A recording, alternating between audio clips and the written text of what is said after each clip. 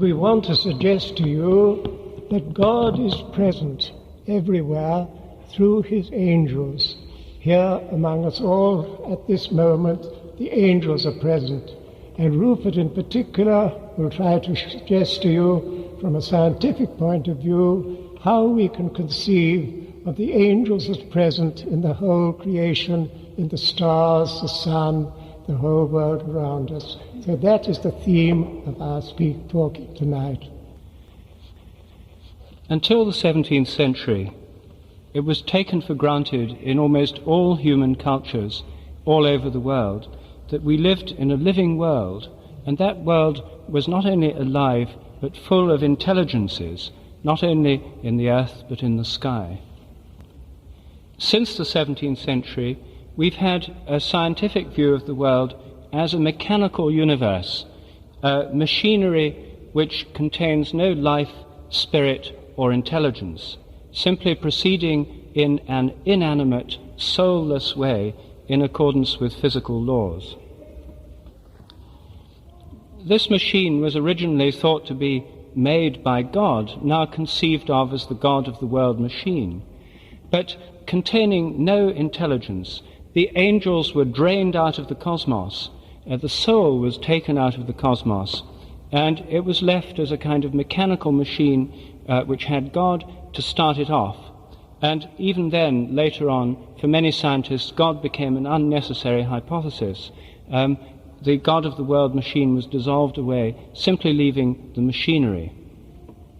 Previously, the heavens were conceived of as alive, and God was present in the heavens, as we say, Our Father who art in heaven.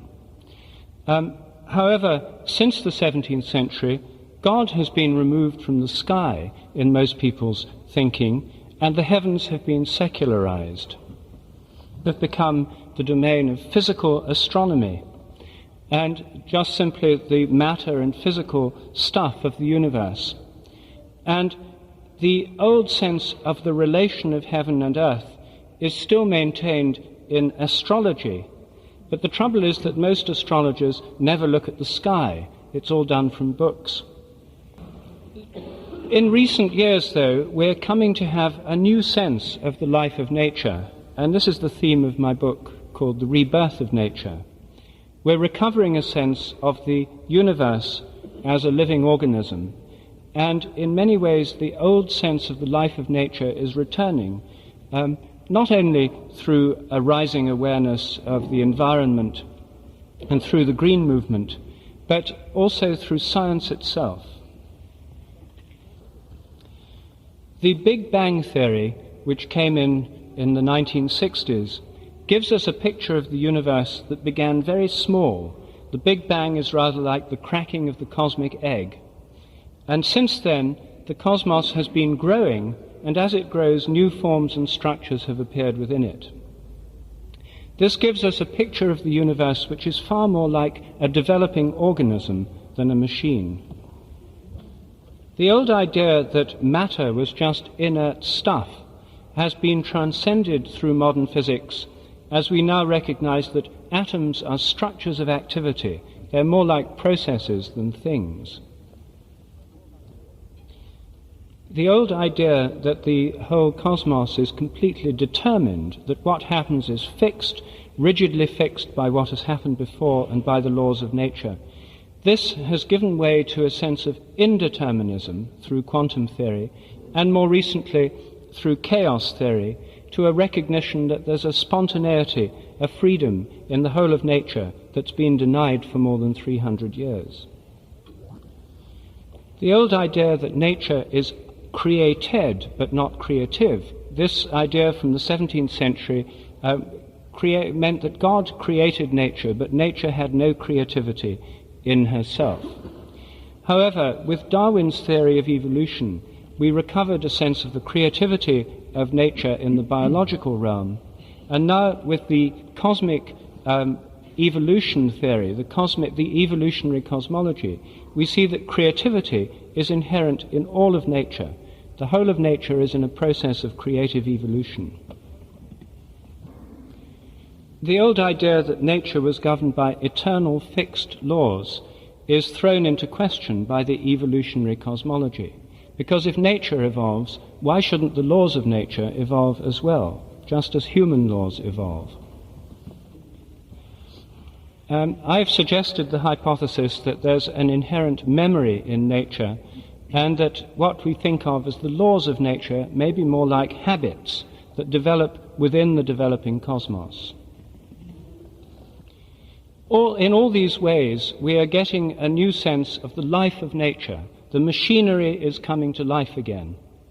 And another well-known way in which this is happening is through the Gaia Hypothesis, the recognition that we live on a living earth, that the earth itself is a living organism. So many people have now recovered a sense of the life of the earth, but still, for most people, the heavens are regarded as dead and inanimate. The heavens have not yet been resacralized. First of all, one can make a very obvious point that if God is everywhere, then 99.999% of God must be in the sky rather than in the earth. Secondly, through this sense of the recovery of the life of nature, we can have the sense of the entire cosmos as a living organism.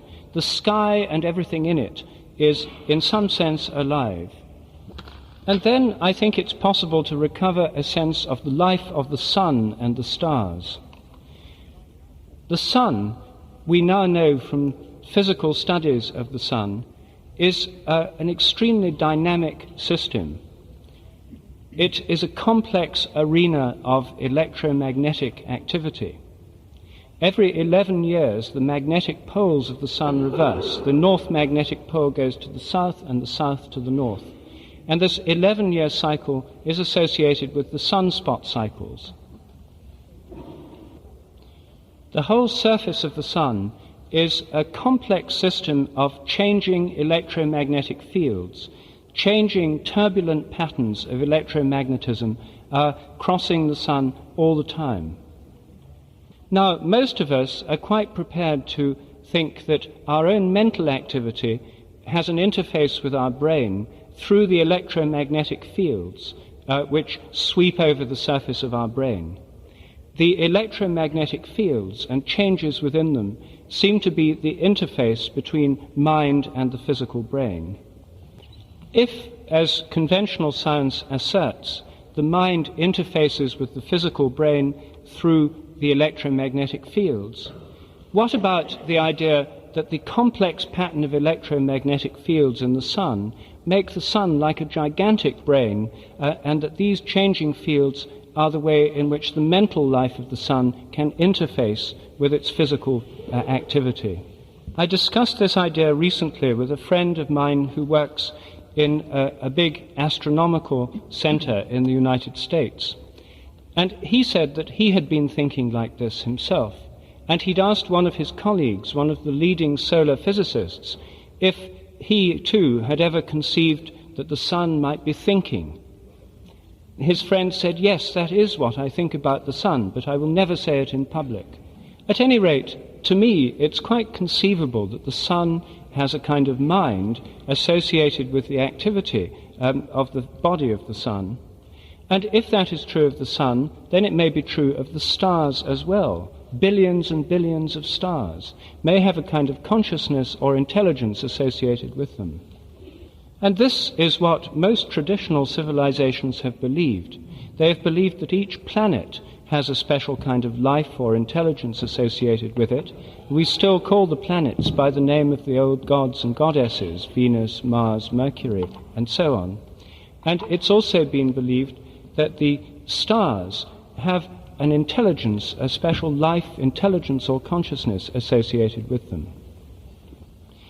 And I think that in the Christian tradition, many of these intelligences were associated with the angels. And I now want to ask Father Bede what he thinks about this idea of the life of the heavens and the angels and their presence in the sky.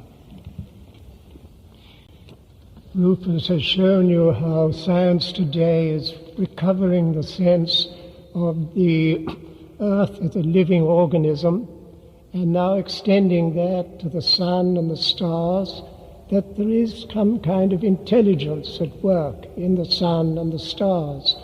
Now, as he indicated, that is the traditional belief of the ancient cultures of the world.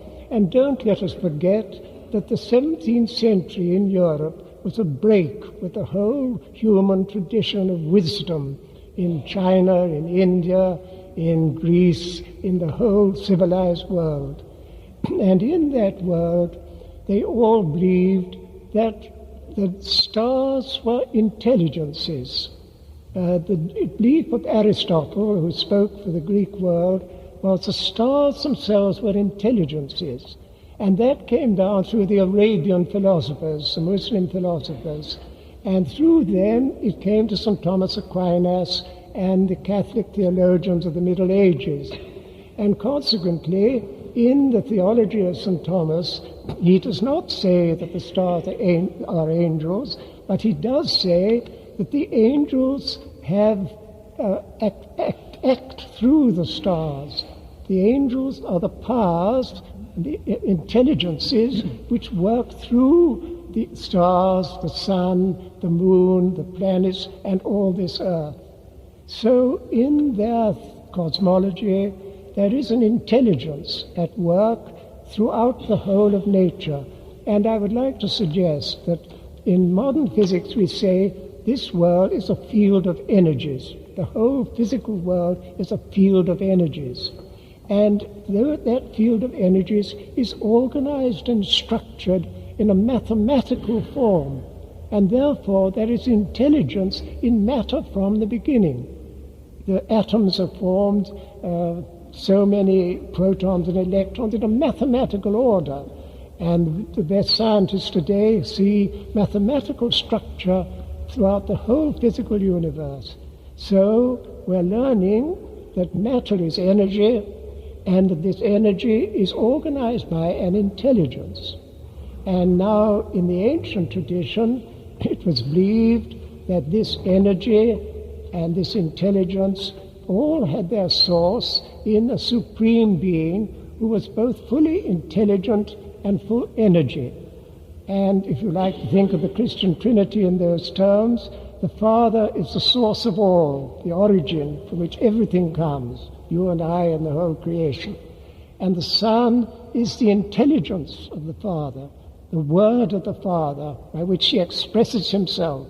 So the Godhead expresses itself through an intelligence, and that intelligence embraces the whole creation. And then the Godhead expresses itself in the Word and communicates itself in the Spirit. The Spirit is the energy, the uncreated energy, which produces all the energy of the stars and the physical universe. So that is the conception of the divine being, let us call it, from the ancient tradition. And don't forget, we speak of angels, they speak of gods. In India, where I come from, we habitually think of the gods as cosmic forces. There is one supreme reality, the Brahman, and that is all the energy and the intelligence of the universe is contained in the Brahman. And the Brahman manifests itself in human beings in the Atman, the inner self, the spirit. And each one of us, oh my goodness.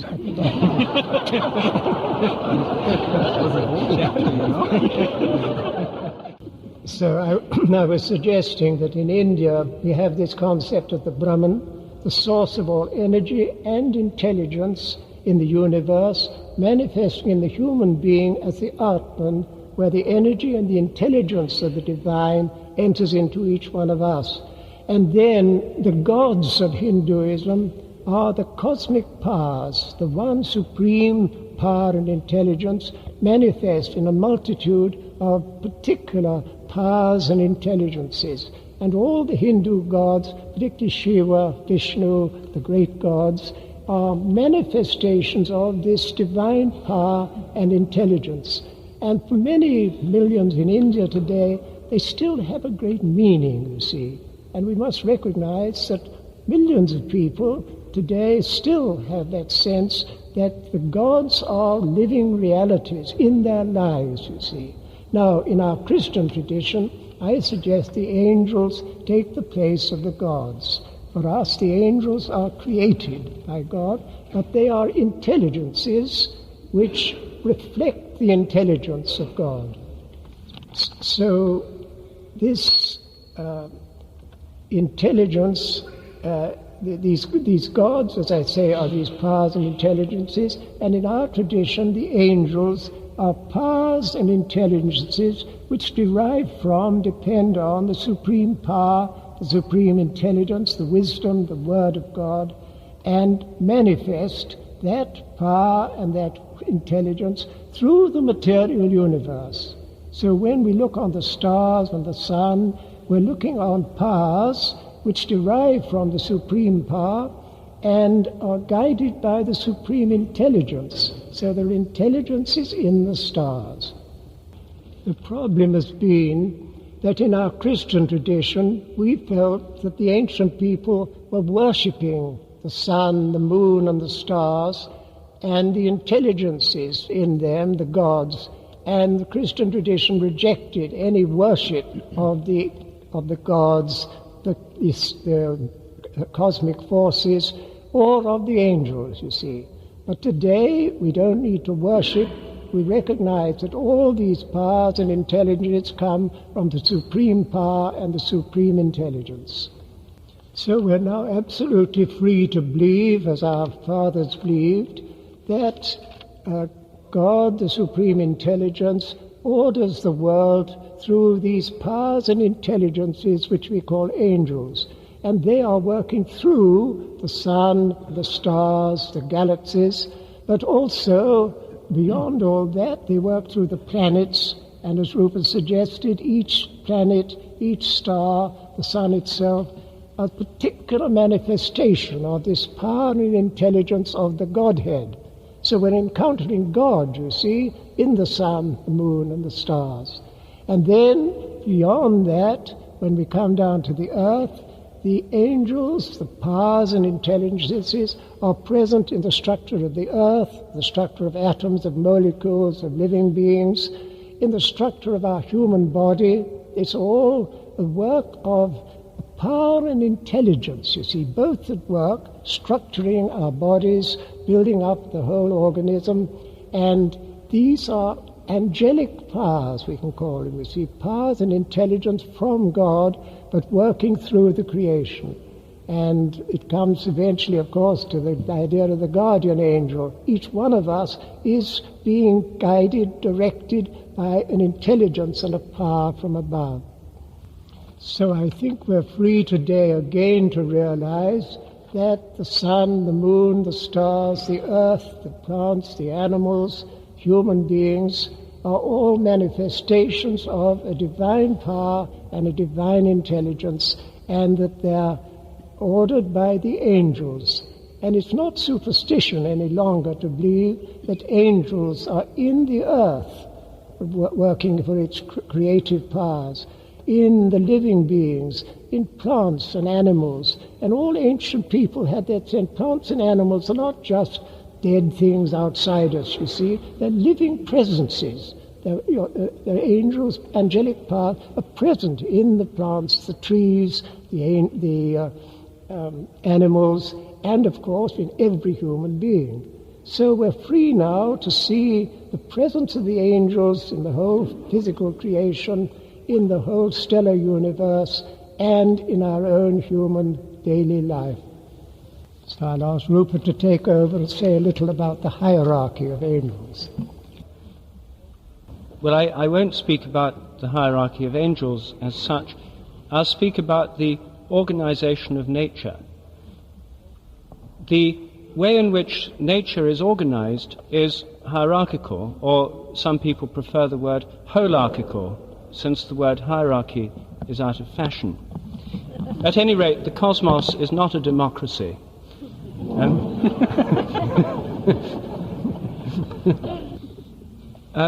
The structure of nature is one of nested levels within levels. Each organism we have tissues, cells in tissues, in organs, in organisms, and these organisms are in societies. There's a whole series of levels, each including the levels below it. Then societies are within ecosystems. Ecosystems are within the whole system of Gaia. Gaia is part of a solar system, which is like a great organism. That solar system is part of the galaxy, and which galaxies are like enormous organisms. The galaxy has a definite structure, and then the galaxies are organized in clusters of galaxies. So there's a whole series of levels of organization, each including the level below. So if we think of intelligence as being associated with these different levels, then we would arrive at the idea of a hierarchy of intelligence, or a hierarchy of organization within the cosmos. And I wonder if that corresponds in any way to the traditional doctrine of different levels of intelligence in nature. This scientific idea of these different levels of organization, from the elementary level to the galaxies and the clusters, had a very interesting correspondence in the view of the celestial hierarchy. There's a great teacher of the early church who took the name Dionysius the Areopagite. He generally believed to have been a Syrian monk in the 6th century who was trained in Neoplatonism. And he had a wonderful vision or view of a hierarchy of angels, of degrees of intelligence. And by the way, he thought the human mind was the lowest level of intelligence in the universe. The human intelligence is at a very low level because we can only work through the matter of the body and the senses. We're always confined by that. But an angel is a pure intelligence which is not conditioned by a body, and therefore they have a higher intelligence we have. But the lowest level of angels are those concerned with human affairs, with this material world, and they constitute the ordinary presence of the angels among us. And then above them are the archangels, and they're concerned with higher organizations, particularly with nations. They believe that every nation had its archangel. Isn't St. Michael the archangel of Germany? I'm not sure. All right. There above the archangels are the powers and principalities, and they are considered often as governing the higher levels beyond the nations, beyond humanity, the spheres of the stars and the universe as a whole. And gradually you come up to the highest level, the Seraphim and the Cherubim. And the Seraphim are pure intelligence nearest to God. They reflect the divine intelligence more perfectly than any other. And the Cherubim are the angels of love. And don't forget that the intelligence, when it acts through love. Love is the activity of an intelligence. It's the way of an intelligence communicates itself.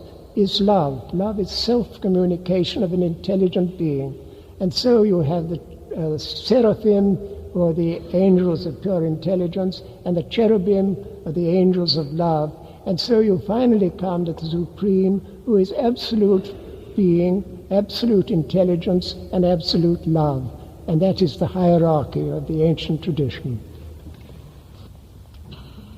It's a wonderful vision. But we have to remember that there are also the fallen angels. And so I wanted to raise the subject of the fall of the angels and these destructive powers in the angelic order. The best picture I know of the fallen angels comes in one of the greatest poems in the English language, namely Milton's Paradise Lost. And in that book he tells the story of the fall of the angels, and then he gives a description of each one of the fallen angels. For example, one of them is Mammon, the angel of commercial greed. This is Milton's description of Mammon.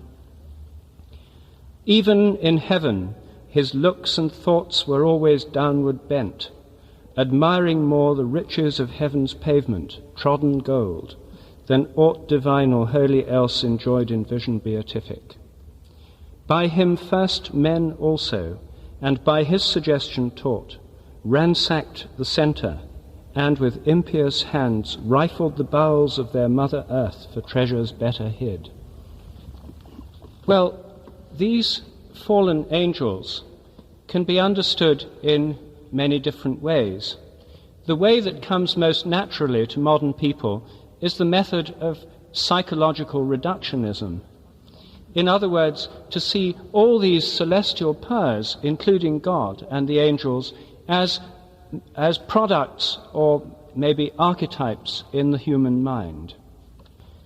But if we can take seriously the idea of non-human intelligences in the cosmos, do we have to take seriously the idea of destructive forces that didn't simply come into being with the development of human consciousness and the fall of human consciousness into some state of division, but forces that are present not just in the earth, but may be active in the entire cosmos?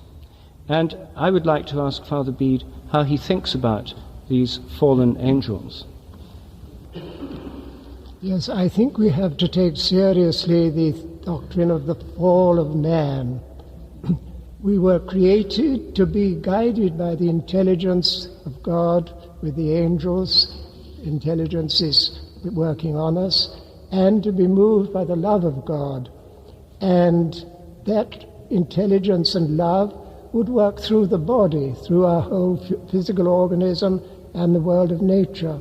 But it all depended on our being open always to the guidance of the intelligence and the love from above.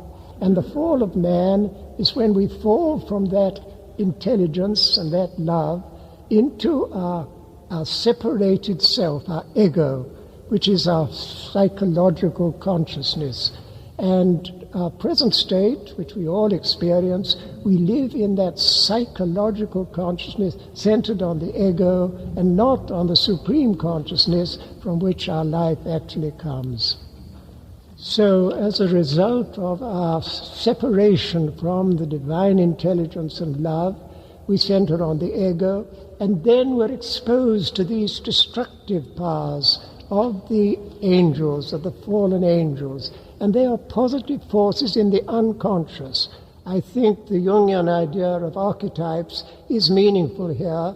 The angels are realities beyond the human psyche, but they act on the human psyche, on the unconscious. And all these destructive forces in the unconscious are the negative forces of fallen angels acting on the human psyche and driving us in all these ways of destruction and violence and hatred and confusion which we experience today.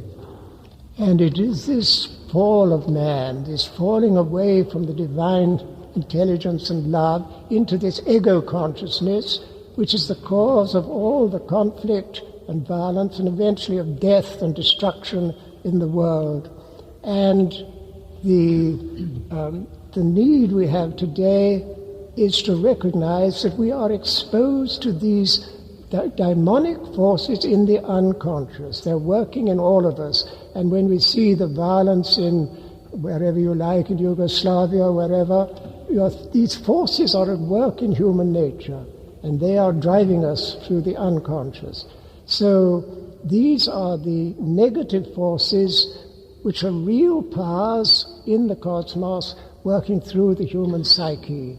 And they lead to this dualism, that we feel ourselves separated from God, separated from one another, separated from the universe. And the whole of what Rupert is talking about, this separation of spirit and matter, of conscious and unconscious, is due to this fallen state in which we all live, in which we were born. We're born into this state of dualism, and we're trying to recover from it.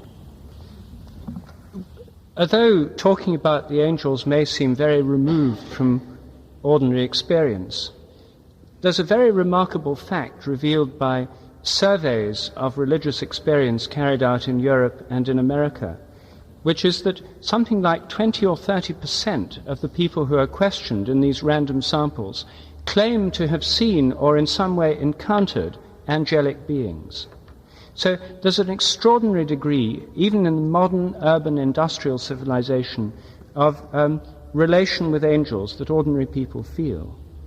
And I don't know, that these cover many different kinds of angelic power, no doubt. We have to distinguish between the psychic and the spiritual, and this is fundamental. The angels or the gods are spiritual beings, intelligences and powers, but they work in and through the human psyche. And in our human psyche, they take the form of visions, locutions, all kind of parapsychological phenomena. These are all effects of spiritual beings acting on the human psyche. And so these visions of angels, and I think it applies to visions of Our Lady at Medjugorje, wherever you are, they come through the human psyche. There may be a genuine spiritual power present, but it always comes through a human psyche which tends to distort it or misinterpret it in some way. So we should always be careful how we accept these visions and revelations. They may have a genuine source, but they always come through a human psyche and have a psychological character. When we think about the cosmic evolutionary process, many people think that if it has any purpose at all, that purpose is something to do with the evolution of consciousness in human beings, and perhaps in a wider sense of a wider evolution of consciousness. If we see the purpose of evolution as the development of human consciousness on Earth, this seems a very provincial matter. Why do we need billions of galaxies just to get evolution of human consciousness on Earth to produce the highest forms of human science, art and religion? It seems a very narrow and limited thing. It's in fact been a belief of people throughout the ages that there are many other forms of intelligence in the cosmos with which we can communicate, and that belief is still alive and well today. It was believed that the stars had influences and that they could be contacted. In the 16th century in England, John Dee, for example, practiced a form of star magic where he tried to communicate with the intelligences of particular stars. This belief that there are other forms of life, other forms of intelligence in the universe, exists in the modern world in several forms. One is in a scientific manner. There's a search for extraterrestrial intelligence where people are directing radio telescopes at the sky, hoping to find broadcasts from other civilizations which would include the numerical value of the physical constant pi, for example. This is a serious effort funded by the American government and others. That's one form, the scientific conception of life elsewhere. Then there's the science fiction conception. Science fiction is full of stories about beings in other planets, other kinds of intelligence in space.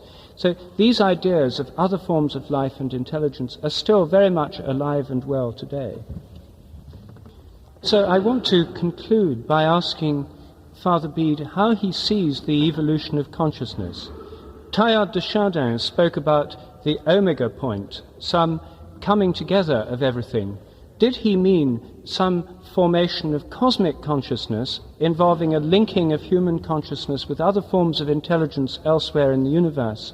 Or was he referring simply to something happening in a very limited way here on Earth?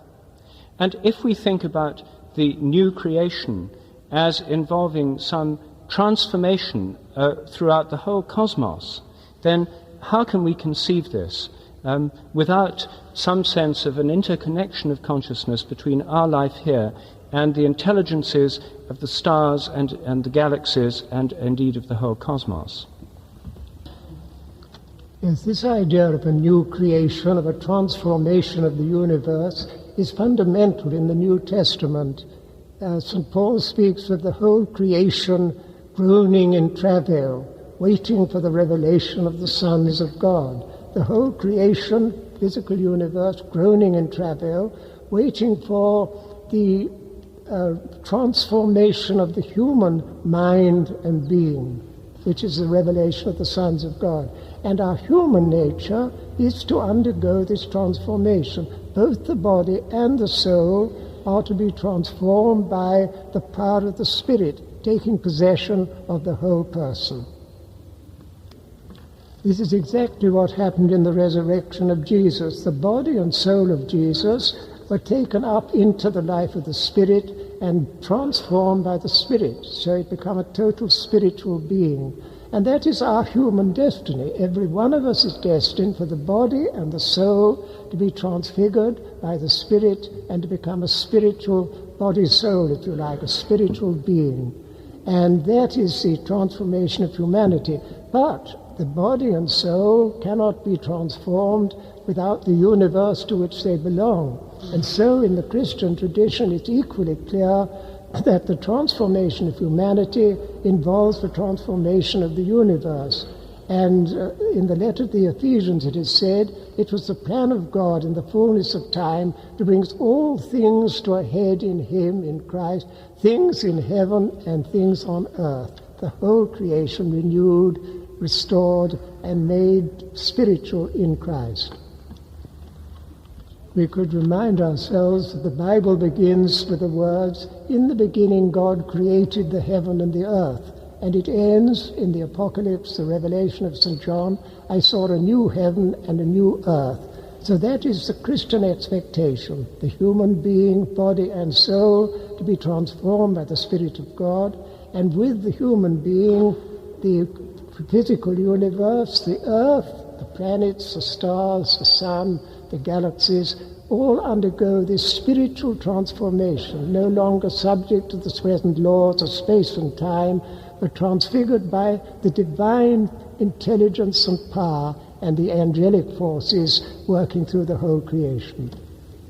It's almost time now. As a last word, I would just like to say this may seem a little remote to most of us to think these bodies, this universe being transformed, but there's a great deal of evidence, especially in India and Tibet, that this does actually take place. There are people whose bodies have been transformed in this way. The very famous holy man in South India where we live, Ramalinga Swamigal, who entered into this silent state and disappeared. He was no longer found. And in Tibet, there are quite strong evidence, Rupert himself has contacted Tibetans who speak of it, of people who have gone into a deep state of meditation, transcended their normal human state, entered into a supreme consciousness, and their body has simply disintegrated. Only the nails and the hair remain. Everything else becomes a body of light. So these things do happen, and we can all know and believe that in the resurrection of Jesus, that is exactly what did happen, and that is our destiny. So may we end by praying that may all of us begin to experience the presence of the angels in our lives, the guardian angels of each one, the angels in our country, our people, in the nations, in the earth, in the stars, in the whole creation, as real presences in our lives which can change us and through which we can influence the world around us.